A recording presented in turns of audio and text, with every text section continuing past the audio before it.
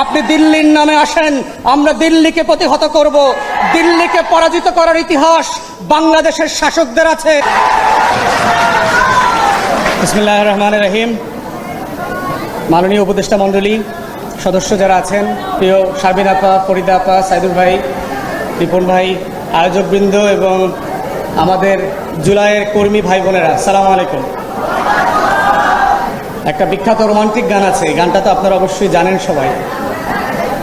কারা যেন ভালোবেসে আলো জ্বেলেছিল, সূর্যের আলো তাই নিভে গিয়েছিল, আমায় প্রশ্ন করে নীল ধ্রুব তারা।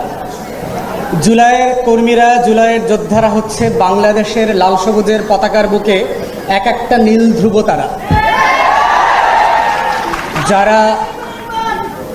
যারা গত বছর এবং গত 16-17 বছর ধরে বাংলাদেশটাকে দিনে রাতে দিল্লির কাছে বিক্রি করে দিয়েছে।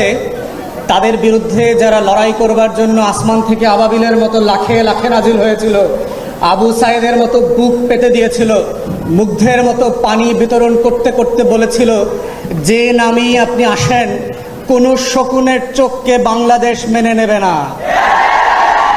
বুঝতে হবে, ত্রয়োদশ এবং চতুর্দশ শতাব্দী থেকে শিক্ষা নেন।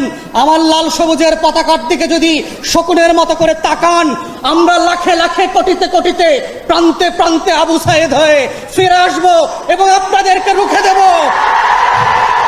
বাংলাদেশ বিক্রি করার জন্য জন্ম হয় নাই, লাখো শহীদের রক্তে গড়া দেশটা কারো বাপের না। কোন বংশের কাছে, কোন ব্যক্তির কাছে আমরা বাংলাদেশ বন্ধক দেই নাই এবং দেব না। অতএব সেই বাস্তবতাই হচ্ছে নতুন করে আবার জুলাই যোদ্ধাদেরকে, আমরা যারা জুলাই রাজপথে ছিলাম, আমাদেরকে মাথায় রাখতে হবে এই রাষ্ট্রের শত্রু কারা। প্রতিদিন এই রাষ্ট্রের ক্ষতি করবার জন্য দেশে এবং বিদেশে বসে কারা ষড়যন্ত্র করছে, হাজার হাজার কোটি টাকা অপচয় করে লুটপাট করে আজকে বাংলাদেশকে অস্থির করবার জন্য উঠে পড়ে লেগেছে। ওরা কারা? প্রতিদিন ফেসবুকে এবং ইউটিউবে বলবার চেষ্টা করছে, আগেই তো ভালো ছিলাম, 40 বছরে এত মব দেখি নাই। এই সুশীলরা কারা? গত 16 বছর যারা কলম ধরে নাই। ওই গণমাধ্যমগুলো কারা? গত 16 বছরে কোনো অন্যায়ের বিরুদ্ধে যারা কলম তোলে নাই, প্রতিবাদ করে নাই, বরং গণভবনে গিয়ে, বঙ্গভবনে গিয়ে তেল দিয়েছে শুধু এই রাষ্ট্রের ক্ষতি করে। তাদের কলমে সেদিন কালি ছিল না, আজকে কলমে এত কালি কোথায় আসছে? এগুলো আপনার কলমের কালি না, এগুলো আবু সাইদদের রক্তে গড়া বাংলাদেশের রক্তাক্ত কালি। এই কালির সাথে বেঈমানি আমরা আগেও মেনে নেই নাই, পরেও মেনে নেব না ইনশাআল্লাহ।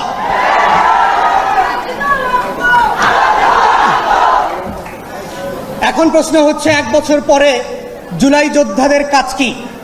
আজকে কি প্রায়োরিটি আমার রক্ত দেয়া, না রক্তে পাওয়া বাংলাদেশটাকে নতুন করে গঠন করা? আজকের প্রায়োরিটিটা কি? দেখেন, এক্সাম্পল দেয় ইতিহাস থেকে। দ্বিতীয় বিশ্বযুদ্ধের পরে যাদের নেতৃত্বে ব্রিটেন এবং ইউরোপ এবং ওয়েস্টার্ন ফোর্সেস যুদ্ধে জিতল, সেই Winston Churchill, British prime minister, যুদ্ধের পরের যে নির্বাচন ছিল, সেই নির্বাচনে 45 সালে তিনি হেরে গেলেন। তাহলে যার নেতৃত্বে যুদ্ধ হলো, যার নেতৃত্বে দেশ জিতল, সেই লোক এবং সেই দলটা পরবর্তী নির্বাচনে কেন হেরে গেলেন? 45 সালে ব্রিটিশ হিস্ট্রিতে Labour Party for the first time landslide victory নিয়ে ক্ষমতায় এসছে। কি কারণ ছিল? তাহলে যুদ্ধে বিজয় হওয়া একটা জিনিস, আর বিজিত রাষ্ট্রকে গঠন করবার লড়াইটা হচ্ছে আর একটা জায়গা। তাই জুলাই যোদ্ধাকে বুঝতে হবে, গত বছরের যে লড়াইটা আমার ছিল, সেই লড়াইটা 25-এ ভিন্নভাবে করতে হবে, 26-এ আর একভাবে করতে হবে, এবং এই লড়াইটা করতে করতে কিভাবে নতুন বাংলাদেশকে গড়তে হবে, সেই জায়গাটা আজকে জুলাই যোদ্ধাদেরকে বুঝতে হবে। কারণ যেই যুদ্ধটা গত বছর ছিল ভারতের বিরুদ্ধে, সেই যুদ্ধটা আজকে তৈরি হয়েছে আমাদের বাংলাদেশকে নতুন করে গড়বার জন্য, যেইটাকে আমরা বলছি নতুন রাজনৈতিক বন্দোবস্ত, যেইটাকে আমরা বাংলাদেশ 2 বলছি, যেইটাকে বলছি দায় ও দরদের ভিত্তিতে এই দেশটাকে নতুন করে সাজানোর কথা। তাহলে সেই নতুন বাগানটা কিরকম হবে, কিভাবে হবে, সেই বাংলাদেশ 2টা দেখতে কিরকম হবে, সেই স্বপ্নটা আমাদের তরুণদেরকে, আমাদের জুলাই যোদ্ধাদেরকে বুঝতে হবে এবং আত্মস্থ করতে হবে। এবং এটার প্রথম কাজ হচ্ছে, যেটা শুরু হবে, সেটা হচ্ছে বাংলাদেশ রাষ্ট্রের শত্রুদেরকে বুঝতে পারা, চিনতে পারা। এটাই হচ্ছে বাংলাদেশ রাষ্ট্রের স্বাধীনতা সার্বভৌমত্বের একমাত্র মাপকাঠি এবং বাংলাদেশি নাগরিক হওয়ার শর্ত যে আপনি বাংলাদেশের শত্রুকে বোঝেন কিনা, শত্রুকে চেনেন কিনা। কোন রাষ্ট্র দিনরাত এই বাংলাদেশ রাষ্ট্রের উপরে ছোবল মারার চেষ্টা করছে, আখন্দ ভারতের নামে আমার মানচিত্রটাকে খেয়ে ফেলবার চেষ্টা করছে, আমার জল, আমার স্থল, আমার আকাশ, আমার পানি, আমার নদী, আমার পরিবেশ সব কিছুকে দিন রাতে খেয়ে ফেলছে। প্রতি বছর বন্যায় বন্যায় আমার কোটি কোটি মানুষকে বন্যস্রোত করে দিয়ে ভাসিয়ে দিচ্ছে।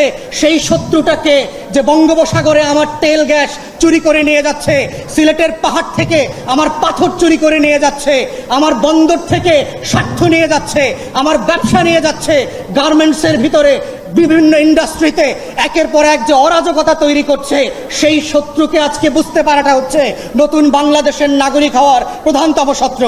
এবং শর্তটা পূরণ করতে হবে জুলাই যোদ্ধাদেরকেই।